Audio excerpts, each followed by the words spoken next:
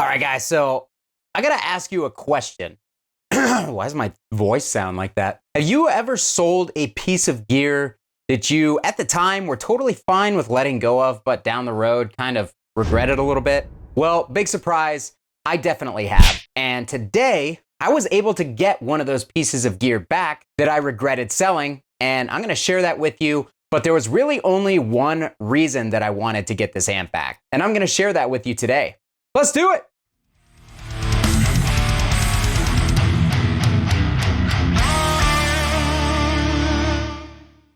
All right, guys, hope you're doing great out there today. If this is your first time here at my channel, my name is Kyle. What I do is I take all sorts of awesome high gain related guitar equipment. I record it with a simple SM57 setup. What the f just happened there? I recorded it with a simple, no, I didn't record it yet. I record it with a simple SM57 setup, and I give you guys the unprocessed audio on your end. So if you're into East End or thrash riffs, drop C hardcore riffs, and dudes that are constantly having a mental breakdown on screen, you're in the right place. Consider hitting the like button, subscribing on the way out so you don't miss any more of my stuff.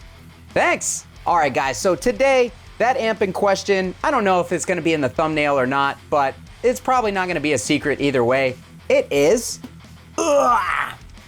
this here 2-channel dual rectifier. Now, back at the beginning of my channel, a lot of you will remember that I was not really a big fan of rectifiers. In fact, I kind of hated them. But obviously, at some point, I figured out how to make this amplifier work for me, and it was a combination of pairing it with the right overdrive, with the right speakers, with the right cabinet, and also my right hand technique, because my right hand technique just wasn't good enough to make this amp tight, and I kind of finally got it to a point where I could do that. But that doesn't tell you why I wanted this specific, really kind of beat up, ugly, goofy looking dual rectifier back. Now, those in the know about these 2-channel rectifiers may think that I have something really special here based on the appearance of this rectifier. I can tell you that's not the case. Unfortunately, it is still a Rev G rectifier. It is not an early revision, even though you see the blacked out faceplate and the small Mesa logo, which is usually a good indication that it is an early revision. But if we take a look on the back of the amplifier here, you will see that this one has the 2-knob poopy doopy effects loop that a lot of people hate. Now, I actually, at the time when I bought this, I didn't know if it was an early revision or not. This was kind of back before that was super hyped. I bought this amp off of a guy who was passing through Erie on Craigslist, and he posted it. He posted it up for 800 bucks, I think. And I ended up meeting him off the highway as he was passing through and buying it just because I knew that the blacked out rectifiers fetched a little bit more money, and I wanted to flip it, and I did that. But before I flipped it, I actually plugged this amp in, and I remember, even though I didn't like rectifiers at the time, this specific rectifier had something kind of cool going on about it. It seemed like it had a little bit more of a mid-bark thing going on. It didn't sound quite as scoopy as a lot of the other 2-channel rectifiers that I had had up to that point. And even though I was kind of digging it a little bit more than a lot of other rectifiers that I had, I decided to go ahead and sell this. I ended up selling it to a friend in Pittsburgh. His name is Joe. He plays in a bunch of awesome bands. He played in Built Upon Frustration at one point. If you're into beatdown hardcore from Pittsburgh, I'm sure you know who Built Upon Frustration is. That was pretty much the reason that I wanted it back. I remember just kind of liking this one particularly. I had not even thought about the amp for a long time, but he posted it for sale. He's actually moving soon, so he's getting rid of a lot of his gear. And he put it up, and I bought it back off of him. Now, I saw it, and I'm like, you know what? I want a Rev G in my stable for future video ideas, but I also just want to have this one back because I remember it sounding good. But that is not the actual reason that I wanted a Rev G dual rectifier back in my stable immediately. The main reason is because my friend David Zabatos over at Legendary Tones shot me a message out of the blue not too long ago and said, hey, I just discovered that the Mr. Scary mod actually works in the dual rectifier, the 2-channel dual rectifiers. If you guys are unfamiliar with the Hot Mod Evo or the Mr. Scary mods, these are a little plug and play modification. Typically, these were designed for, you know, old JMP or JCM 800 Marshalls in order to get more gain out of your vintage Marshall without modifying it. I've got a couple of videos back on the channel about this, but David has since found that this works in a number of different amplifiers that have a similar preamp design to those old Marshalls. And believe it or not, these dual rectifiers aren't that far off of a 2203, at least in the preamp section. The power amp section is where this thing completely differs. But yeah, I really wanted to get this amp back so we could try the Mr. Scary mod in this. And I know what you're thinking, Kyle, why would a rectifier need more gain? Well, it's not that it needs more gain. It's that the rectifier can benefit from the headroom of an extra tube gain stage. If you've ever tried to get a very saturated tone out of a rectifier, you will know that once you turn that gain up to a certain point, the amp gets very muddy. It gets fat, it starts to, all the chord definition, the string definition just starts to disappear. It's not really a good sound in my personal opinion. So I've always liked to use hotter pickups or overdrives with a lot of output in order to slam the front end of rectifiers so that I can basically get the gain out of it that I want without turning it up to that point of it being muddy. But with plugging in the Mr. Scary mod, not only do we get a deep control so we can get more bass out of the amp if we need it, which honestly in the vintage mode or the vintage voicing, I think that it actually could benefit from a little bit more low end, but we can get more gain from this extra tube gain stage without having to push the gain on this amp, and therefore we should be able to get a little bit more clarity, a little bit more headroom out of that preamp by plugging in this Mr. Scary mod. So that's what we're gonna do. First off, I'm gonna show you the amp without the Mr. Scary mod engaged, and then we will install the Mr. Scary mod, and I will show you what a difference this makes in this amplifier. I haven't tried it yet, so you guys are gonna be hearing it for the first time with me. So yeah, let's go ahead and do that. All right, guys, so I have the amp hooked up to a Crate Blue Doo-Doo V30 loaded cab. This is one of the older vintage 30 loaded Crate cabs that is Birch construction. And currently we are on the orange channel. I am boosting it with an Ibanez TS9, and we have the gain up at right around 2 o'clock on the dial. And this is really where it starts to get muddy.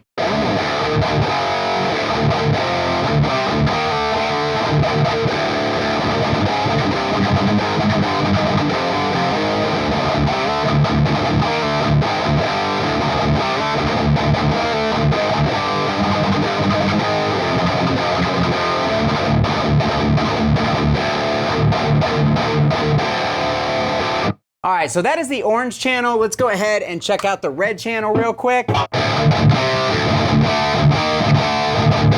So right now on the red channel, we have the gain at about 1 o'clock. Still boosting it with the Tube Screamer.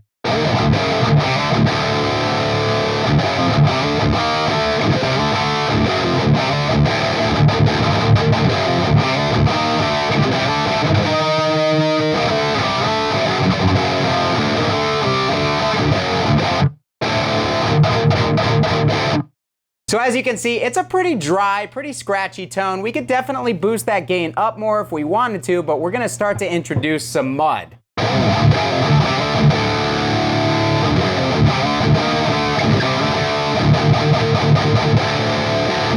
Definitely more gain, but it also increases the low end, the low mids, and that string definition kind of starts to go away. So what I'm gonna do is I'm gonna back that gain back down to 1 o'clock where we were. I'm gonna put this on standby. Actually, I'm gonna have to turn it off because we have to take this Mr. Scary mod and we have to put this in the V3 spot of the preamp section in here, and I have to remove the power tubes to do that because you can't get to it without removing the power tubes. We're gonna put it in with the deep switch on, and I'm gonna have the gain dialed up to about 1 o'clock here on the Mr. Scary mod because this has an adjustable gain control, and 1 o'clock just always seems to be about the sweet spot on these things. So here we go. All right, guys, just to show you how this is installed, as you can see, our V1 preamp tube is right there, our V2 is right there, and V3, we've got the Mr. Scary mod plugged into that. Is literally plug and play. You just plug it into the tube socket, attach this ground cable to something that is grounded to the chassis, like one of these tube grabbers here, or clips, or whatever the hell you want to call them. So all we have to do is reinstall our power tube, just plug it into the slot, and we are good to go. That's it. Okay guys, so the Mr. Scary mod is now installed as I showed you, and nothing else has changed. We still have the Tube Screamer on. All of the controls are exactly the same, and here's what we have.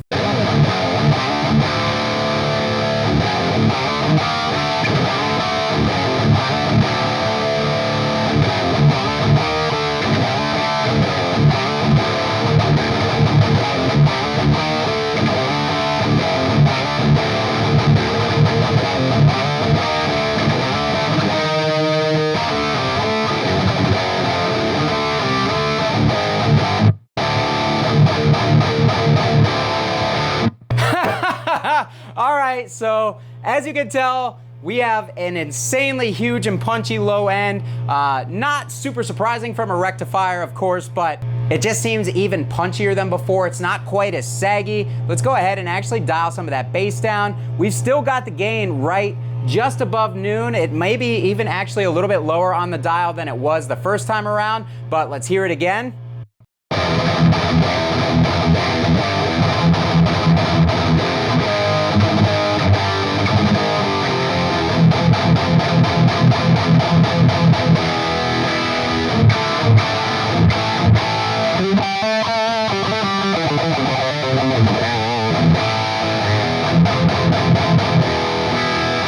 Oh my God, that sounds so good. I'm so happy to have this amp again, and I'm so happy that David messaged me because this is one of the best rectifier tones I've ever gotten. Who would have thought that the rectifier needed more gain to sound less gainy? Like, all right, let's go over to the orange channel. This is ridiculous.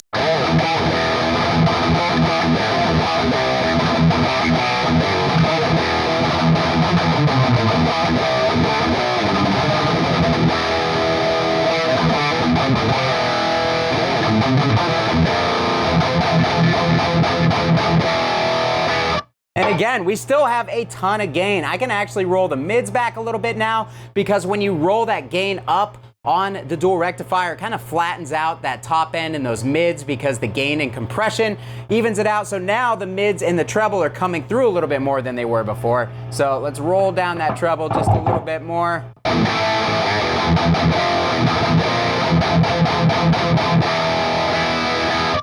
My Lord, is that a good sounding rectifier. I'm super happy right now.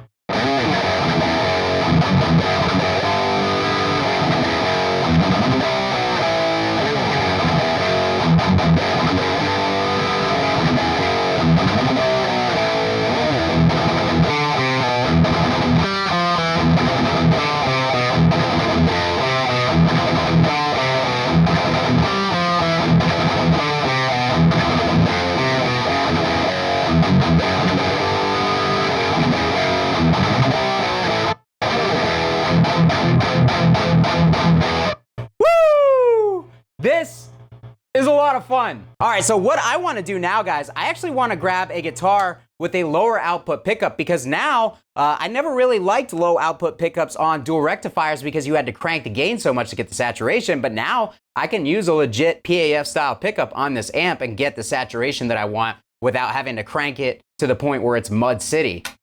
Let's try that. All right, guys, here's my little Epiphone Les Paul custom project guitar that you guys saw me upgrade. I've still got the Gibson custom buckers in here, which are a pretty low output PAF.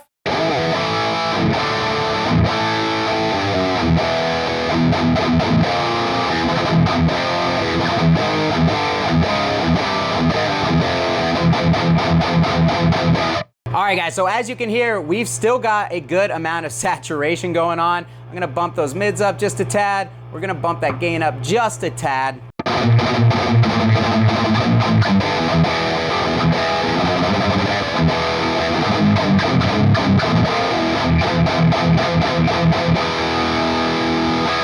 All right, this sounds absolutely ridiculous. These are some of the best rectifier tones I've ever got. Let's go back over to that modern channel.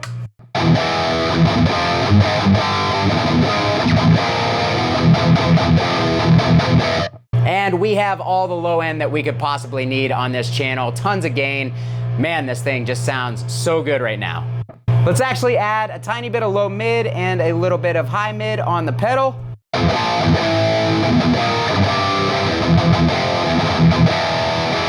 That is so aggressive. It sounds so good.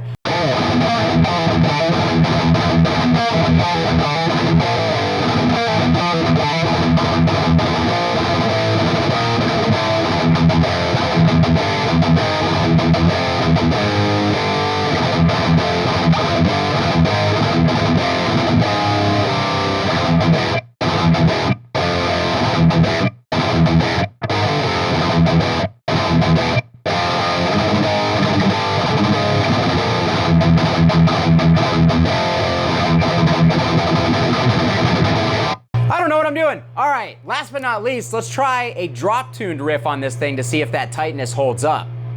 All right, guys, drop C. I've got my Balaguer Espada here. This is like the parade of the Silverburst guitars, and I'm not mad about it.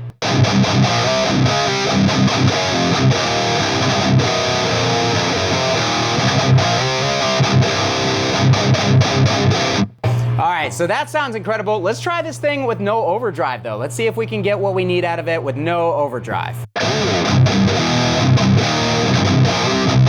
I just realized I bumped the mic, so that's probably gonna sound really bad.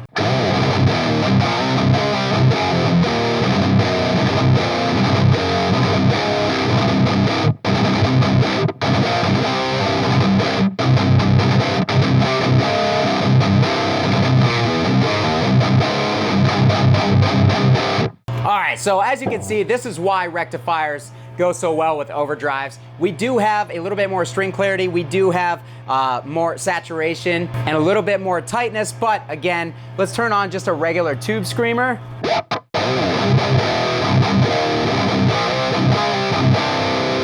And there's the sound right there, man. That is the rectifier tone. Let's get a little bit more treble, get a little bit less gain.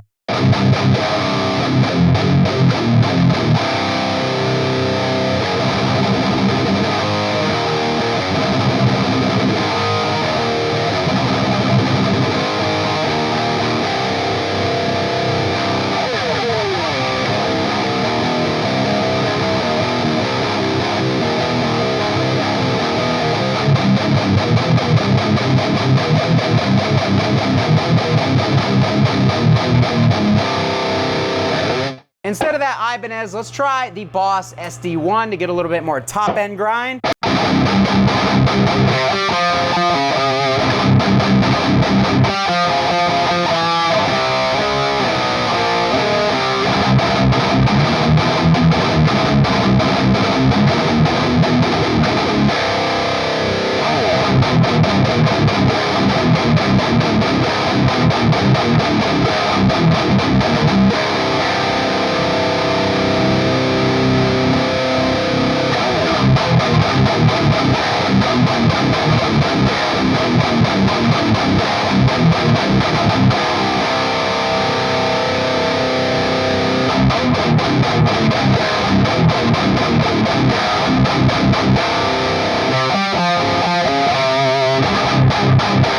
Alright guys, that's gonna do it for me today. I think that this sounds absolutely ridiculous. I'm so happy that I bought this amp back. It already sounds good on its own, but when you throw in that Legendary Tones Mr. Scary mod, it sounds obnoxious. This is literally probably the best rectifier I've ever heard now. It sounds so good. If you guys want to pick up the Mr. Scary mod for yourself, they are $319 right now. I'll put a link down below. I don't know if anybody has them in stock. David makes them in limited runs and sells them to dealers like Motor City Guitar and others. 319 bucks. You may not want to pay that much, but guys, listen, this is an all tube extra gain stage modification that works in a whole bunch of different amplifiers, and it doesn't require you to take your amp to some shady tech across town that you don't know if you're ever gonna get your amp back from. It doesn't require you to take an amp that maybe has some sort of vintage collector's value and butcher it and modify it so that it's no longer worth what it used to be. All you have to do is plug this thing in and play,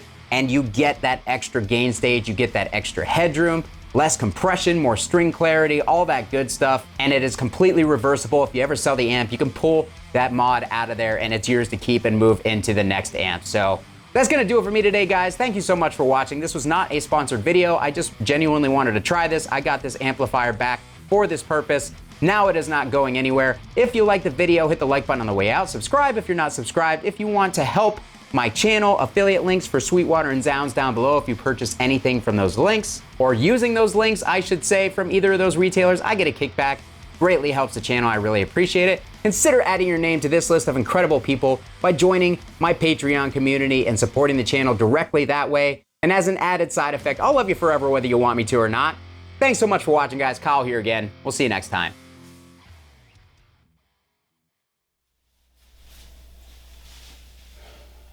You know what this wall is missing? Another amp.